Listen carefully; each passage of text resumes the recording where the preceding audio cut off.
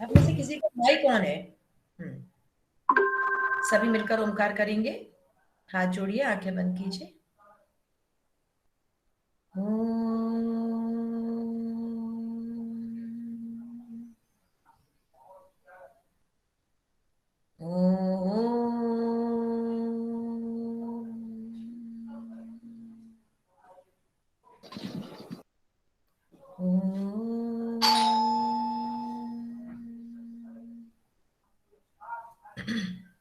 Sai Ram to all of you. सभी को आवाज स्पष्ट आ रही है? Yes ma'am. ठीक है। तो पिछली यस क्लास, मैम। हाँ, पिछली क्लास में हम लोगों ने क्या डिस्कशन किया था, याद है आपको? Ma'am Raidas. Very good. Ma'am Raidas के बारे में हमने रैदास जी के बारे में जाना था, निर्गुण भक्ति के बारे में जाना था, सगुण भक्ति के बारे में जाना था, है ना? Yes ma'am.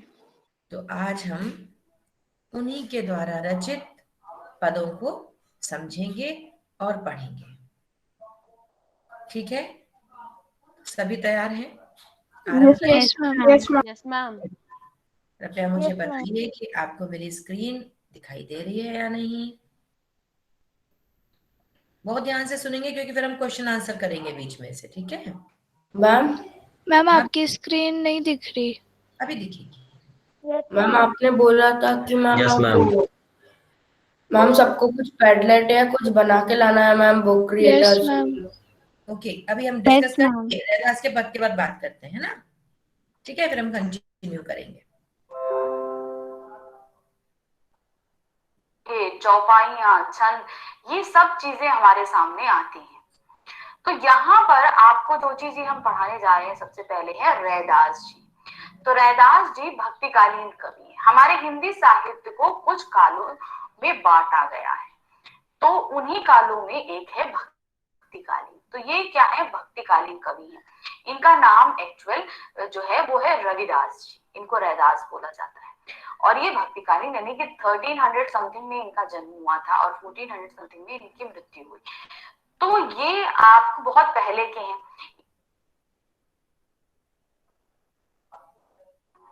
हर एक स्टूडेंट की लाइफ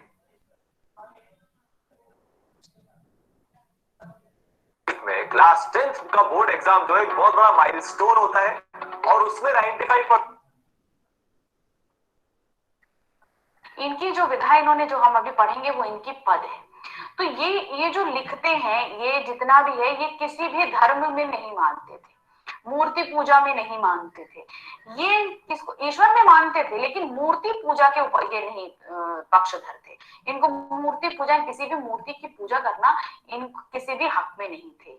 तो इसलिए वो ईश्वर की उपासना करते थे, लेकिन मूर्ति को नहीं बिल्कुल भी पूजते। तो चलिए देखते हैं जो पद हमारे सामने, जो आपकी जो पाठ्य पुस्तक में दिए गए हैं 2 पद, वो हम इनका एक्सप्लेनेशन करेंगे। चलिए देखिए क्या है इन पदों में। पहला, हम पहले पूरा पद आपको पढ़ के बताते हैं, फिर एक एक लाइन का अर्थ पढ़ते हुए हम बताएंगे। अब कैसे छूटे राम नाम रट लागी, प्रभु जी तुम चंदन हम पानी, जाकी अंग अंग बास समानी। प्रभु जी तुम घन बन हम मोरा, जैसे चितवन चंद चकोरा। प्रभु जी तुम दीपक हम बाती, जाकी ज्योति बैर दिन राती। प्रभु जी तुम मोती हम धागा, जैसे सोनहि मिलत सुहागा। प्रभु जी तुम स्वामी हम दासा, ऐसी भक्ति करे रैदासा। तो यहाँ पर ईश्वर की उपासना कर रहे हैं वो, लेकिन हमने जैसे आपको बताया मूर्ति पूजा वो नहीं करते थे। उनके भक्ति के लिए पद गाते थे, गीत गाते थे, सब कुछ करते थे। तो चलिए पहली लाइन देखते हैं। अब कैसे छूटे राम नाम लट लागी। तो रैदास जी पहली पंक्ति क्या कहते हैं कि यहाँ पर हमको जो है ना, अब जो राम नाम का जो जोग हमको लग गया है, राम का जो नाम लेने का जो रोग हमको लग गया है, अब वो रोग छूट ही नहीं सकता है। यानी कि जो प्रभु राम है वो सबसे ऊपर है, हमें उनके राम के नाम लेने की रट लग चुकी है, अब हम उसको छोड़ नहीं सकते हैं।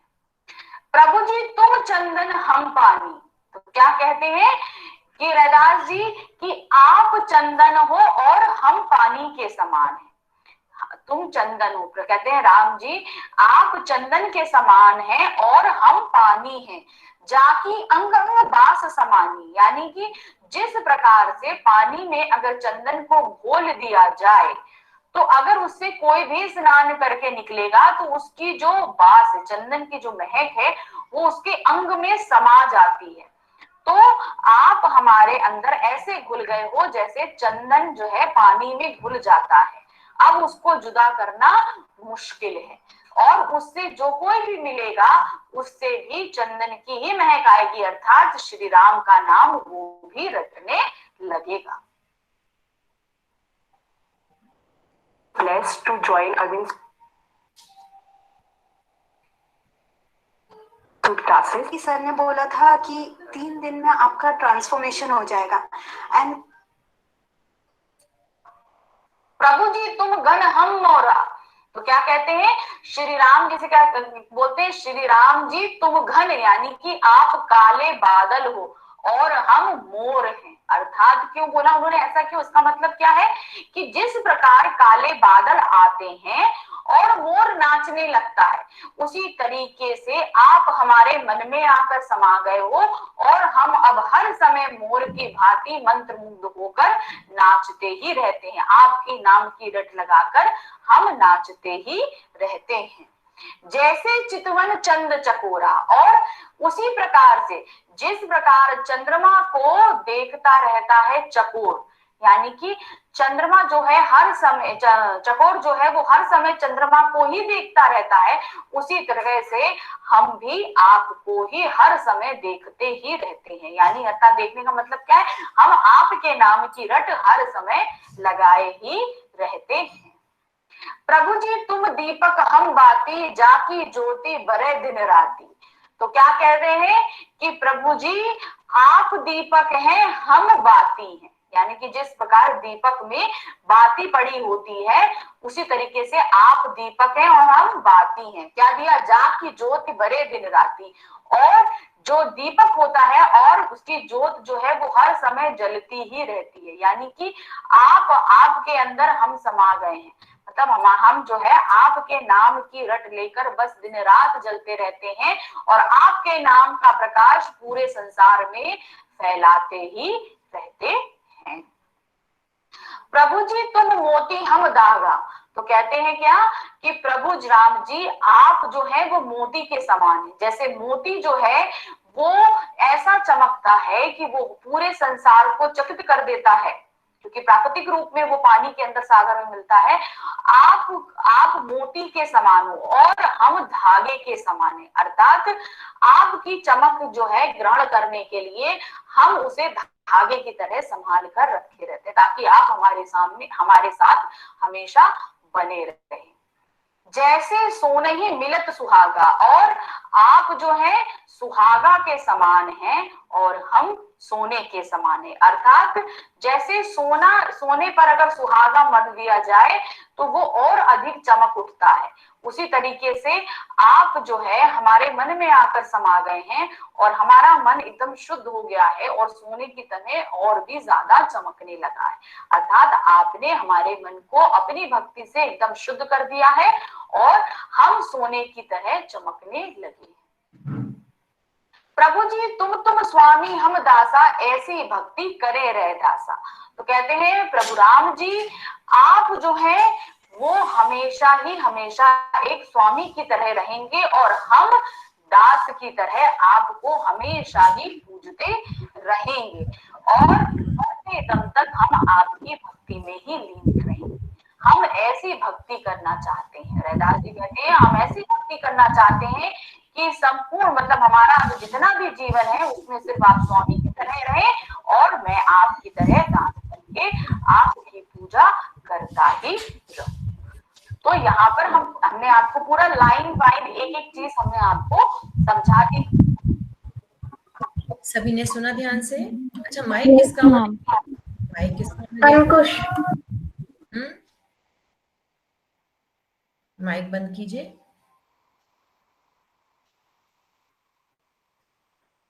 अभी आपने एक एक पंक्ति के अनुसार इसका अर्थ देखा।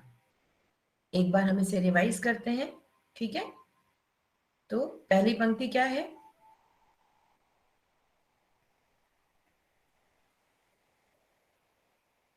मैम मैं पढ़ूं?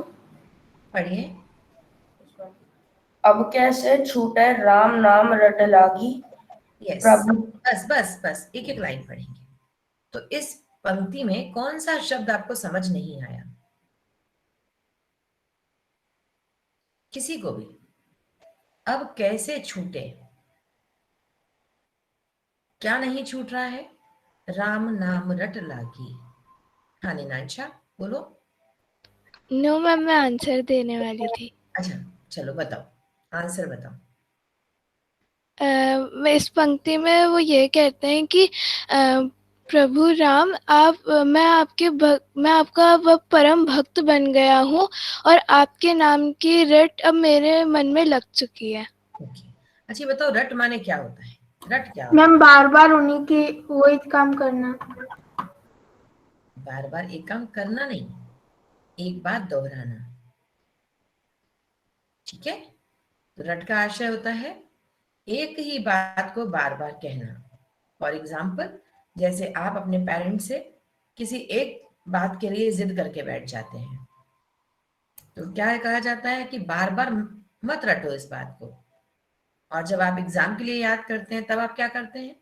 आप एक ही क्वेश्चन के आंसर को 8-8, 10-10 बार पढ़ते हैं, एक एक पंक्ति को बार बार रिपीट करते हैं। क्यों? क्योंकि आप उसे रटते हैं, ठीक है? एक होता है समझकर याद करना और एक होता है रटना। तो यहाँ रविदास जी को भगवान का सुमिरन करते करते, उनका स्मरण करते करते, उनका नाम जपते जपते ऐसी आदत हो गई है कि वो चाहे या ना चाहे प्रभु का नाम स्मरण करते रहते हैं। एक बात ध्यान देंगे, यहाँ पर राम से आशय धनुषधारी राम से नहीं है, क्योंकि मैंने आपको बताया था और अभी आपने वीडियो में भी देखा कि रैदास कैसे थे, मूर्ति पूजा को नहीं मानते थे। तो यहाँ राम का आशय है जो परम ब्रह्म परमेश्वर है, संपूर्ण सृष्टि में जो समाया है। Is it clear? Yes ma'am. Yes ma'am. ये पंक्ति स्पष्ट हुई होगी कि रैदास जी कहते हैं, हे प्रभु मुझे आपका नाम सुमिरन करने की आदत सी हो गई है और अब ये आदत किसी भी प्रकार से छूट नहीं सकती।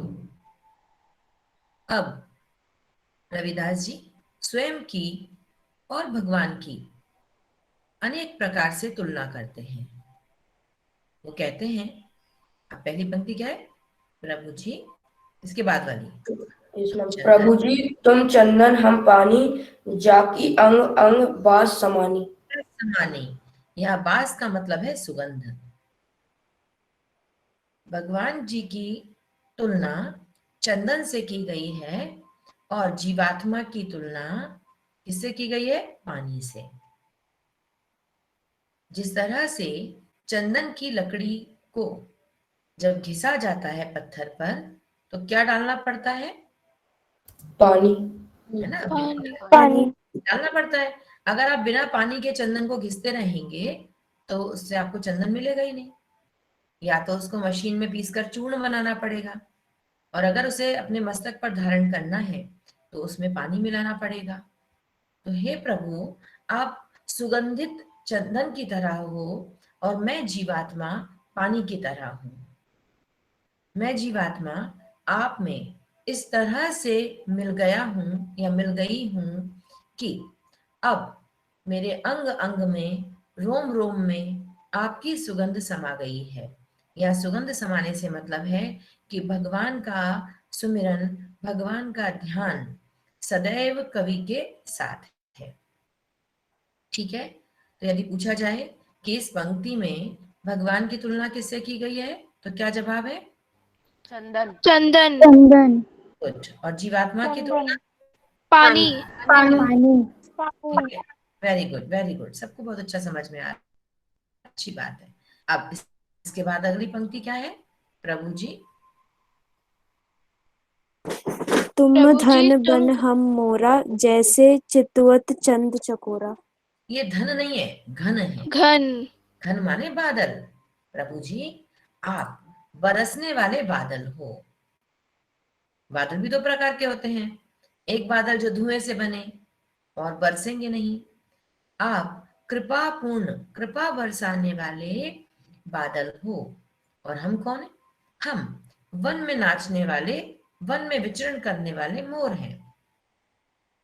हमें आपकी कृपा प्राप्त हो गई है। आपकी कृपा वर्षा से हम मोर, हमारा मन मयूर, हमारा हृदय आनंदित हो गया है और हम आपकी भक्ति में लीन होकर वैसे ही नृत्य कर रहे हैं, वैसे ही झूम रहे हैं, वैसे ही मस्त हो गए हैं जैसे बादलों के आगमन से, बारिश के आगमन से मयूर आनंदित हो जाते हैं।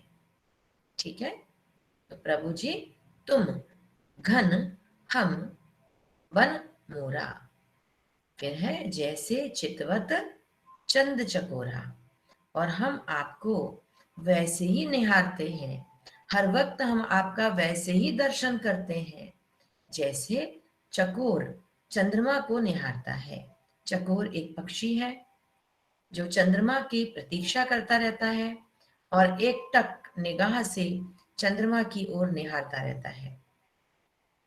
तो हम भी आपको वैसे ही आपका दर्शन करते हैं, अपने मन मंदिर में, अपने मन की आंखों से आपको निहारते रहते हैं, क्योंकि हम चकोर हैं और आप परम पावन शीतलता देने वाले चंद्रमा हो। ठीक है? उसके बाद प्रभु जी तुम दीपक हम बाती, जाकी ज्योति बरे दिन राती। प्रभु जी आप दीपक के समान हैं, हम उसमें लगी हुई वह बाती हैं जो प्रकाश करती है, जो प्रकाश फैलाती है। तो न तो दीपक के बिना बाती जल सकती है और न बाती के बिना दीपक का अस्तित्व है। हे प्रभु आपके संपर्क से, और अच्छा एक बात बताओ, दीपक है, बाती है, ठीक है, माचिस भी है, अब क्या और चाहिए जिससे हम दीपक जलाएं? किसके बिना? घी या तेल। हम तेल। Very good. यदि घी और तेल नहीं होगा और हम बाती में अग्नि लगाएंगे तो क्या होगा? बाती पूरी ऐसे ही फुर्र करके जल जाएगी। उसको जो शनैः शनैः प्रेम से, आनंद से प्रकाश करते हुए जलना चाहिए, ऐसा नहीं होगा।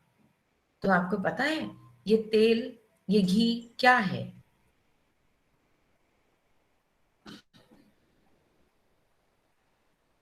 किस बात से हम इसकी तुलना कर सकते हैं? मैम भक्ति। मैम भक्ति। Very good. भक्ति और प्रेम, है ना? प्रेम को स्नेह भी कहते हैं। और आप लोग आज एक बात नोट कर लीजिए, अगर कॉपी पेन है तो, स्नेह माने तेल भी होता है। तेल का पर्यायवाची है स्नेह। बाती यानी जीवात्मा, दीपक यानी परमात्मा। जीवात्मा को परमात्मा से कौन जोड़ता है? स्नेह।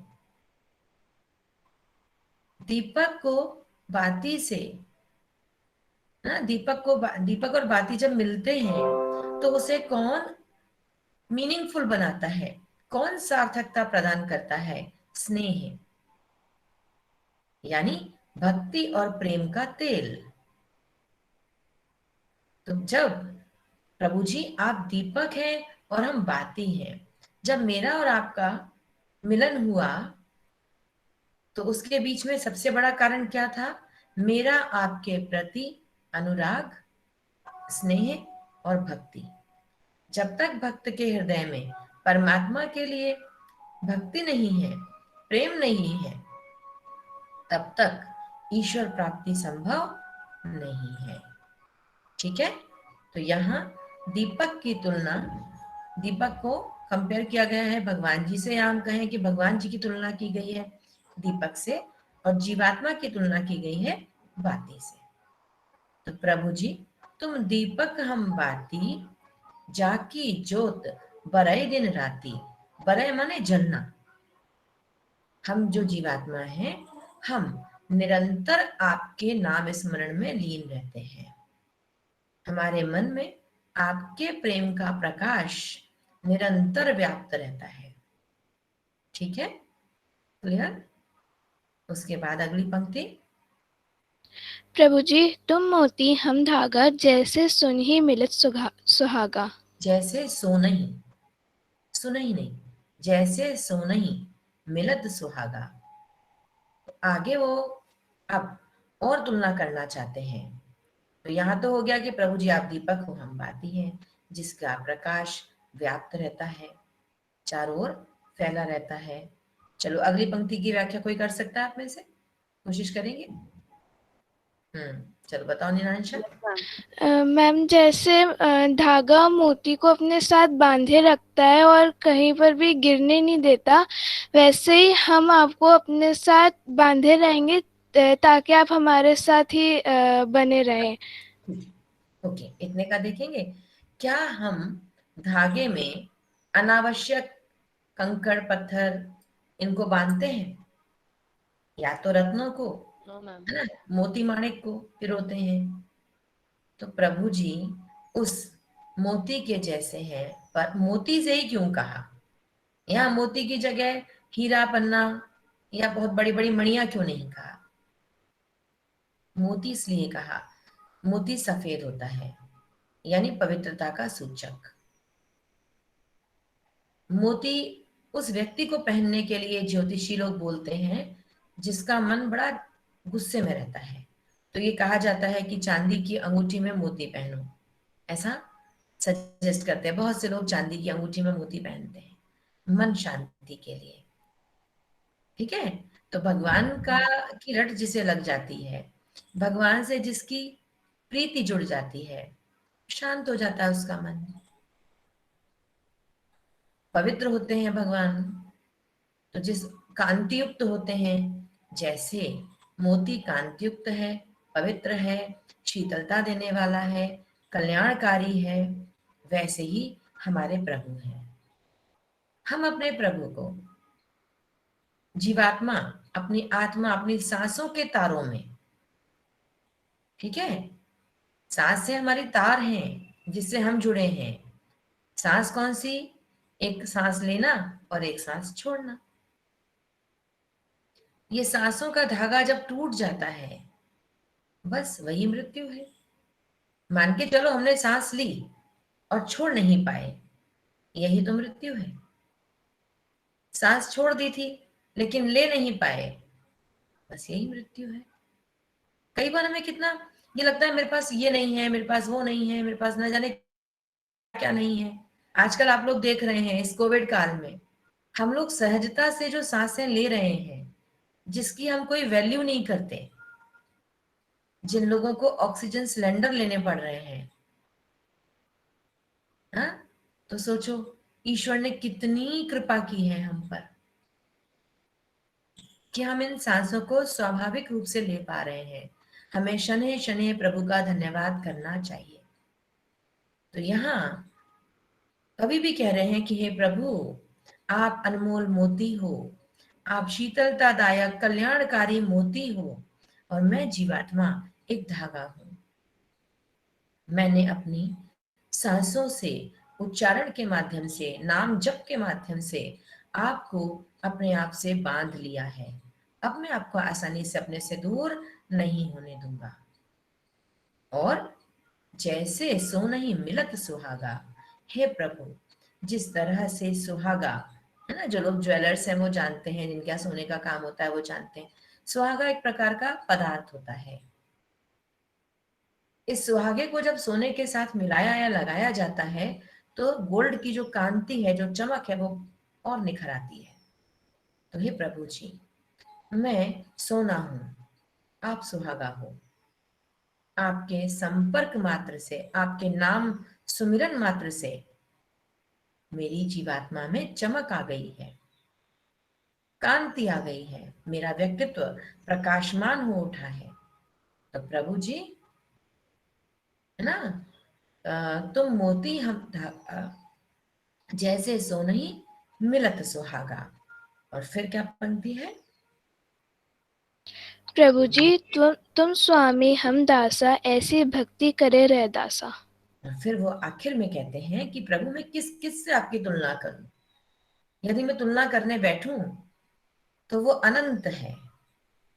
आखिर में रविदास जी इतना ही कहते हैं कि हे प्रभु, मुझे तो बस ये समझ आता है कि आप स्वामी हो, मैं आपका दास हूं। मैं ऐसी ही भक्ति करता हूं। कैसी कैसी भक्ति? कि आप मेरे स्वामी हो, मैं आपका गुलाम हूं, आपका सेवक हूं। आप जैसी आज्ञा दोगे मैं वैसा जीवन जीऊंगा। दुख में विलाप नहीं करूंगा और सुख में अहंकार नहीं करूंगा। यदि मुझे सुख मिलता है तो भी आपकी मर्जी है, और यदि मुझे कष्ट मिलते हैं तो भी आपकी मर्जी है। तो आप जैसे चाहो मुझे रखो, मेरे इस जीवन को चलाओ। हे प्रभु, मैं आपका सेवक हूं, आप मेरे स्वामी हो। तो अब यदि आपसे एक प्रश्न पूछा जाए कि रैदास जी की भक्ति कौन सी भक्ति थी या कैसी भक्ति थी, तो इसका जवाब होगा दास भक्ति। कौन सी भक्ति थी? दास भक्ति। दास भक्ति। दास भक्ति। अब देखो, आपने ना कहानियां सुनी होंगी भगवान कृष्ण और सुदामा की, भगवान कृष्ण और सूरदास जी की। तो सूरदास जी या सुदामा जी भगवान जी को, कृष्ण जी को अपना मालिक और स्वामी नहीं मानते थे, वो उन्हें अपना फ्रेंड मानते थे, सखा मानते थे। तभी तो छोटी छोटी चीजों पे लड़ते थे,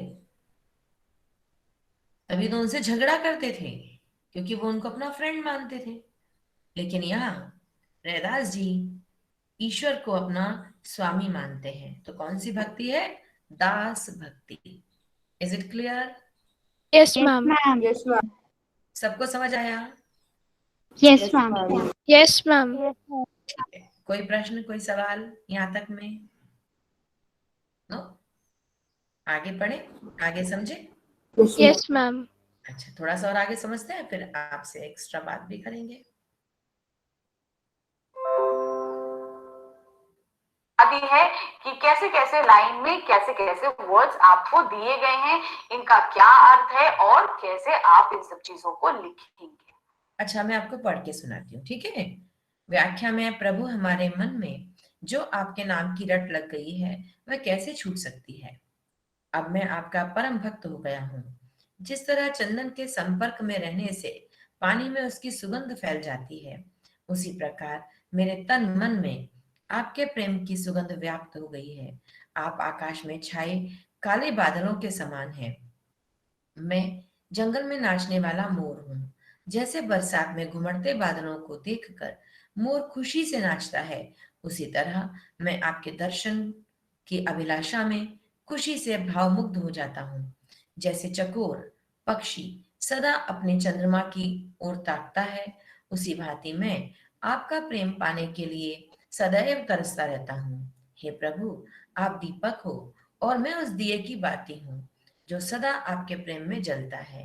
प्रभु, आप मोती के समान उज्जवल, पवित्र और सुंदर हैं, और मैं उसमें पिरोया हुआ धागा हूँ। आपका और मेरा मिलन सोने और सुहागे के समान पवित्र है।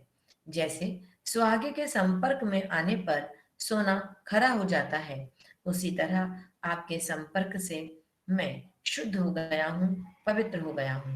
हे प्रभु, आप मेरे स्वामी हो और मैं आपका दास हूँ। Clear? Yes ma'am. Yes ma'am. ठीक है।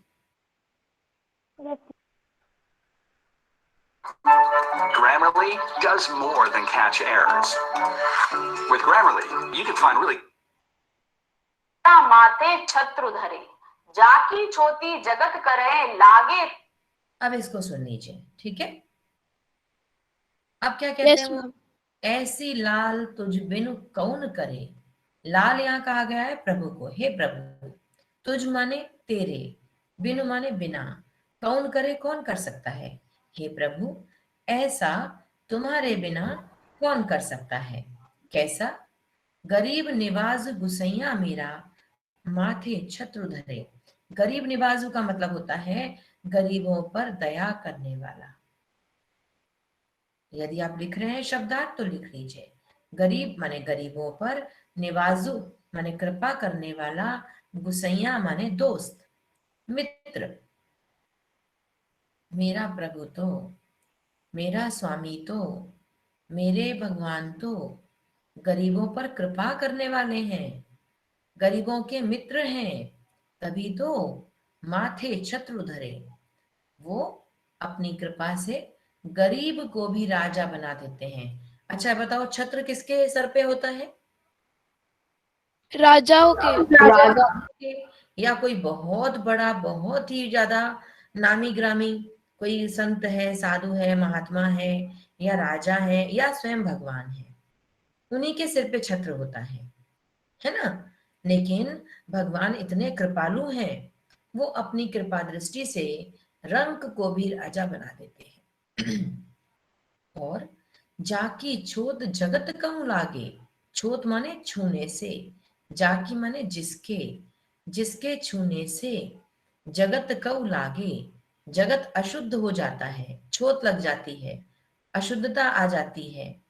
जिसके छूने से संसार मैला हो जाता है, ता पर तू ही ढरे।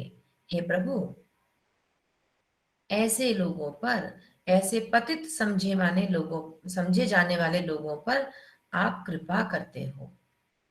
नीचहु ऊंच करे मेरो गोविंद। मेरा जो गोविंद है, मेरे जो प्रभु हैं, वो नीच को भी ऊंचा पद प्रदान कर देते हैं। काहू ते न डरे, वो किसी से नहीं डरते। नामदेव, कबीर, त्रिलोचन, सधना, सेनु, ये सब संतों के नाम हैं। ठीक है? नामदेव, कबीरदास जी, त्रिलोचन जी, सधना, इन सभी संतों को आपने तार दिया। सेनु आदि संतों को आपने तार दिया। रविदास जी कहते हैं, सुनो रे संतो, हे संतो मेरी बात सुनो। हरि जीवते सभे सरे, भगवान की कृपा से सबका कल्याण हो जाता है। ठीक है? क्लियर हुआ? Yes ma'am. मैम थर्ड वाला फिर से समझा दीजिए। थर्ड लाइन देखो, यस मैम। इसको आप ना आसान शब्दों में समझो कि रविदास जी कहते हैं कि मेरे जो प्रभु हैं वो जो कुछ कर सकते हैं ऐसा कोई और नहीं कर सकता। भगवान श्री कृष्ण ने अपने गरीब मित्र सुदामा को, आपको पता है ना क्या दे दिया था? दोनों लोग दे दिए थे, यस मैम। है ना, राजा बना दिया था उनको। तो मेरा प्रभु तो गरीबों पर दया करने वाला है, उसकी कृपा से गरीब बहुत अमीर हो जाता है, यहाँ तक कि वो राजा के समान हो जाता है। और रविदास, मैंने आपको शुरू में बताया था कि रविदास जी कौन सी जाति के थे?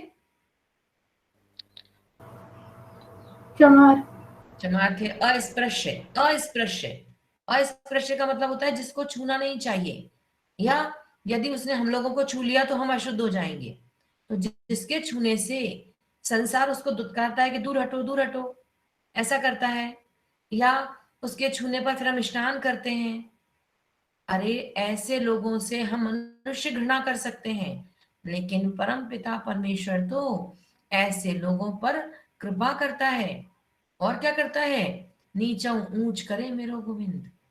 भगवान तो नीच को भी ऊंचा कर देते हैं। तभी तो चमार जाति वाले संत रविदास, जिसको लोगों ने रैदास रैदास कहा, भगवान ने उन्हें संत बना दिया। भगवान का नाम सुमिरन करने से वो पवित्र हो गए। ठीक है? अब यस समझ में मैम। यस नीच मैम। नीच जाति में जन्मे व्यक्ति को भी प्रभु की कृपा से यश और प्रसिद्धि प्राप्त हो जाती है, उन्नति प्राप्त हो जाती है। उदाहरण देते हुए रविदास जी कहते हैं कि नामदेव, कबीर, त्रिलोचन, सधना, सेनु, न जाने कितने ऐसे संत हुए हैं जो प्रभु की कृपा से हरिजीवते, यानी प्रभु की कृपा से सबका कल्याण हो गया, सबका उद्धार हो गया। स्पष्ट? Yes ma'am. Yes ma'am. Okay. तापर तू ही ढरे, नीचहु ऊंच करे मेरा गोविंद काहू ते न डरे। नाम जाकी छोटी जगत करे लागे तापर तू ही ढरे। नीचहु ऊंच करे मेरा गोविंद काहू ते न डरे। नाम दे पूरे विश्व में कोई नहीं कर सकता। आप जो है अपना जीवन बिताने वाला इंसान अपनी कृपा रूपी छत्र को धारण कर दिया है, मतलब अपनी दया का जो छत्र है वो मेरे ऊपर रख दिया है। जाकी जो छोटी जगत कहूं लागे ता तब दुही ढारे। तो कहते हैं इस अछूत जो है, ये जो अछूत, ये जो पूरा जगत है वो छूत अछूत के डर से जो है, छूत अछूत है ना, जाकी छोटी जगत कहूं, यानी कि मैं एक अछूत हूँ। जगत कहता है कि मैं एक हूँ, एक अछूत हूँ, लागे ताता हूँ तुरी डरे, और मुझे छूने तक के लिए जो है वो वर्जित कर दिया है, मुझे हर एक चीज छूने तक के लिए वर्जित कर दिया है, और आपने मेरे ऊपर जो है उस छत्र को धारण कर दिया है, मतलब आपने अपना सानिध्य मुझे दे दिया है। नीचहु ऊंचे करे मेरे, आया ना समझ में? Yes ma'am. Clear? Yes ma'am.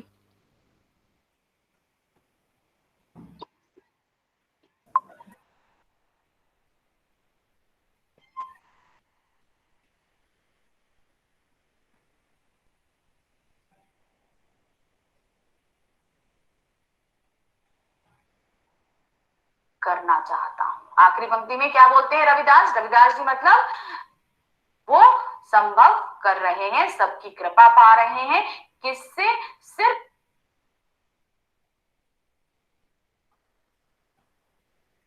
हर एक स्टूडेंट की लाइफ में क्लास 10th का बोर्ड एग्जाम जो एक बहुत बड़ा माइलस्टोन होता है, और उसमें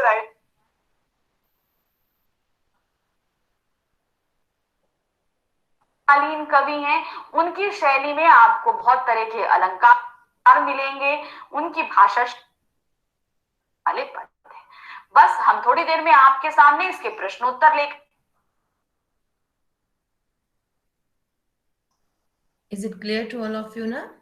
यस अब मैम। अगली क्लास इनका भाषा सौंदर्य देखेंगे। आज हमने भाव सौंदर्य जाना है, अगली क्लास में भाषा सौंदर्य और प्रश्नोत्तर चर्चा करेंगे। अब बताओ चाहिए जो आप हमसे बोल रहे थे शुरू में। यस मैम, आपने बोला था मैम कि रैदास के बारे में मैम 1 पेज 2 पेज मैम जितने भी हो सके इन्फॉर्मेशन इकट्ठी करके लिखना है मैम। आपने किया? Yes ma'am. Yes ma'am. Yes ma'am. Very good, very good. तो ये चैप्टर कंप्लीट हो जाएगा ना, फिर हम प्रेजेंट करते हैं। Be ma'am ready. एक बुक बनाई है मैम। क्या मैम बुक बनाई है मैम, बुक क्रिएटर से। मैम मैंने भी बुक बनाई। अच्छा, मैम मैंने पीपीटी बनाई है। अरे वाह, मैंने वेरी भी गुड। ठीक है, तो अगली क्लास में ही हम करते हैं उसको, फिर बाद में क्वेश्चन आंसर करेंगे। ठीक है? Okay ma'am. Okay, God bless you. चलिए शांति पाठ करें। Join your hands.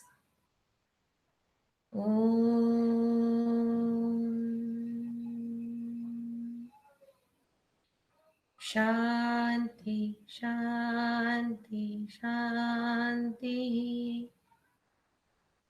Saira ma'am, thank you ma'am. Sairam बेटा। Sairam ma'am. Saira ma'am, thank you ma'am. Welcome बेटा, वेलकम।